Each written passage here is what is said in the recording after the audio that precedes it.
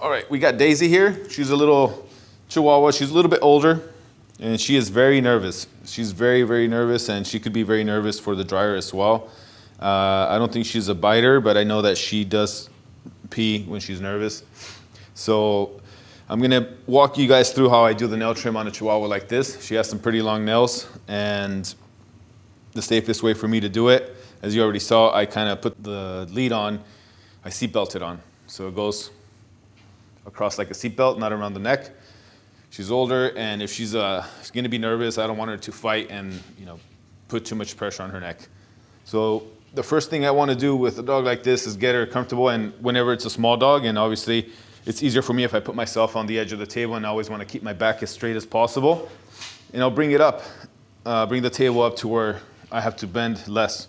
And if I bring her close to me here, where I know that she could feel me, and like I could almost hug her, but not hug her like tight, just enough for her to know there is some support on that side. And I'm gonna position her where I want, and she wants to sit down a lot. So I'm gonna put her where I want, and I'm going to reach over, holding her up. And I usually start with the back legs first, especially if it's a newer dog, you don't know. It's better to start from the back, and if they're too nervous for the Dremel or the clippers, the nail clippers, they're going to react, and you're gonna notice it right away, versus if you start from the front, the chances of you getting bit is a lot higher.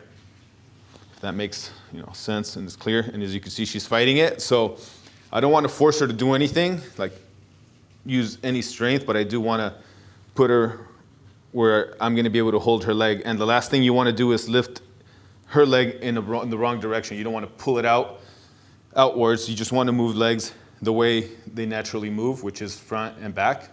Like if they're running, just imagine them running. And you don't want to lift them too high. Right here, she lifts the legs up herself. She lifts it up pretty high.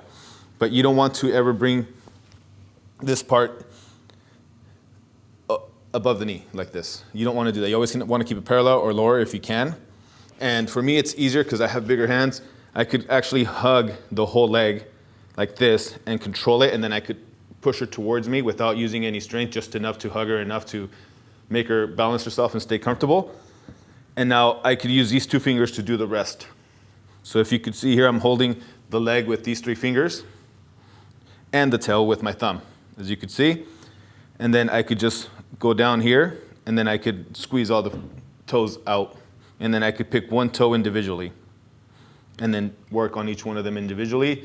And when I could work on each toe individually, now I have more control, and it won't wiggle as much, especially with the Dremel, so you get the job done a lot faster. Okay, so I'm gonna start by clipping the nails. And if you have a dog that's kind of nervous and you don't know the dog yet, and you don't know if it's a biter or not, and let's say you do not have a muzzle with you to put on, or an Elizabeth collar or an e-collar, and the chances of him turning or the dog turning to bite you are pretty high. If I'm doing this, they could turn and just bite me. So I always try to put my forearm,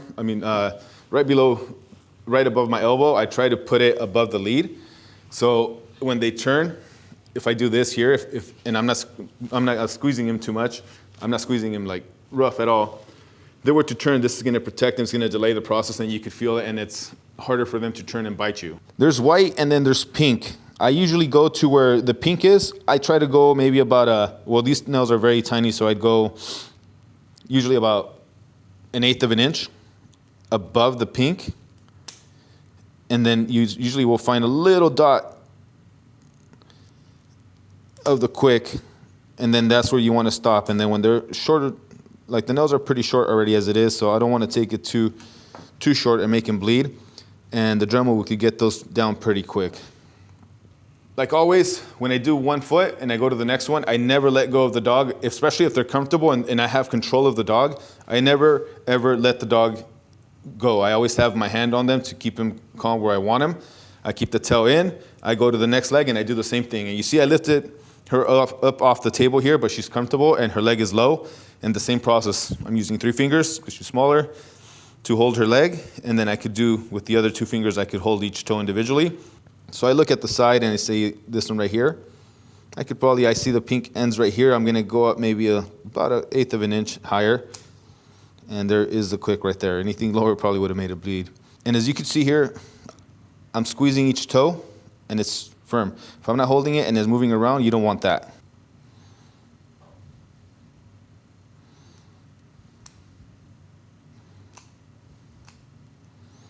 And the point of this is to minimize the amount of dremeling you have to do. And now I clip the back ones. I'm gonna keep her in control. And as you can see, I have the back in control and I have the front. I never let go. And now I'm gonna go to the front right one. And I'm gonna reach in to get the clippers. And sometimes it's harder to do this. So what I tend to do with smaller dogs, sometimes I'll go between the back legs. And my back, if you've noticed, it's been straight the whole time, or as straight as I could keep it. And then I'll do each toe from here.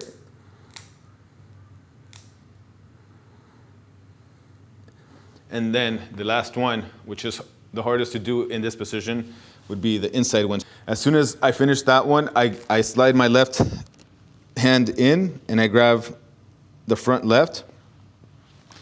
And then now I have control, and she, as you've noticed, she hasn't fought the whole time, and I'll just go and clip each nail. And make sure that the legs are positioned comfortably, you're comfortable, the dog is comfortable, and if you guys are both comfortable, they'll fight a lot less. And obviously the dew claws are always the hardest to do. Good. Okay, let's do all. So one of the biggest mistakes or issues that I see, especially with newer groomers, when they're doing nail trims on little guys like this, especially when they're older, their joints are very fragile. Well, they're small dogs, so they're very fragile, and then their joints probably hurt, and it's really easy for them to get hurt.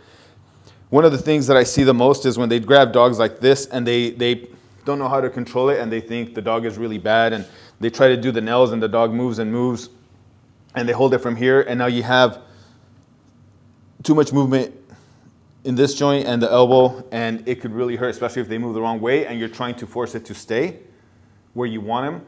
They could hurt themselves very, very easily too. So this is why I feel like it's very important to learn how to control a dog when you're doing nail trims, because you're spending more time doing a nail trim than, and you have to figure out a way to control each toe, and dogs are going to get tired, especially when you're newer and you're taking too long. So you have to, if you could find a way to hold them correctly where it's going to be safe and you're controlling it all the way up from the shoulder or from the thighs, muzzle, it's going to help a lot more. If you could see when I do this, it's controlled almost all the way up. And I know I have bigger hands and he's a smaller dog, but like I said, the smaller they are, the more fragile they are most of the time, actually. You have more control doing it from the back for a dog that's not staying still. If you have a dog that's perfectly fine, sits down, gives you the paw, and you clip each nail and they don't move, then that's fine.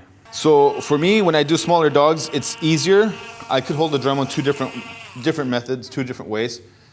The most common one that I see is holding it like this with the grip, using your thumb, and then moving it around like this. When I do smaller dogs, it's easier for me to hold it almost like a pencil. You're throwing like a dart.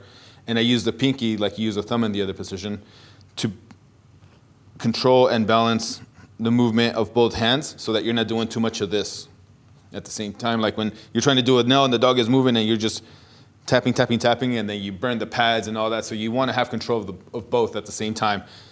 So she's getting a little nervous. I'm going to relax a little bit. It was too much movement for her. I'm going to lift up her leg. And when they're smaller, it's harder for me, especially when the Dremel's too low to the table. You don't want to bring it up too high. I mean, if you bring it up too high, that means sometimes you have to bring the leg too high, and it might be uncomfortable for some dogs. So I always recommend for people to learn how to use the Dremel this way. It's really hard for most people to learn it. If they have the time to learn, they want to practice it. I feel like this is a really better way to do nails on smaller dogs. And I know she might be a little nervous for the Dremel, as I'm starting to feel. And the reason why I say holding it this way, now I could hold it up like this, and I could keep the leg low. And I could get into little corners.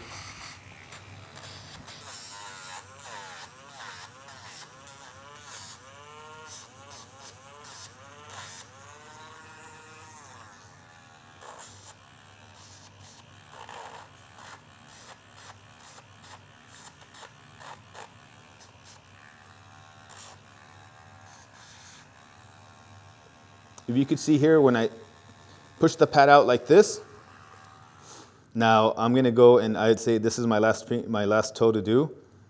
I come and I grab that one individually. When you're doing nail trims, you want to be able to do this, and then you should be able to control each toe individually. Because if you're doing this and then you're passing the Dremel and the toe is moving around like this, it's just gonna annoy the dog and it's gonna take longer than it should, and you're not gonna get it as smooth as you want.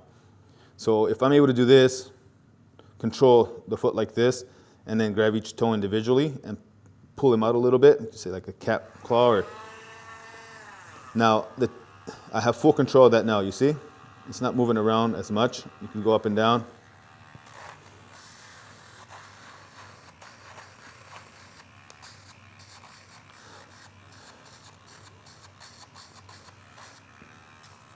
So the reason I mentioned like it's easier for me to hold it like a pencil with these little guys, little dogs, is because if I'm holding him and I'm coming here to do this nail, I have to lift the leg higher, and it's harder when it's going to be on the table, especially if I'm trying to come through here to get more comfortable, because I don't want to pull the front leg outwards too much.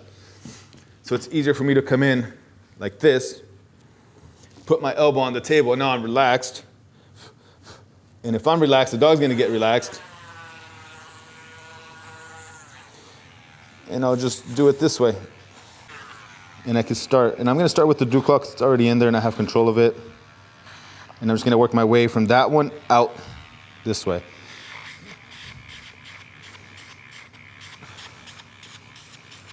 And since she's very nervous, I put it on the lowest setting, like I mentioned earlier, and she seems to be doing very good, actually. She usually is more nervous for the nail trims.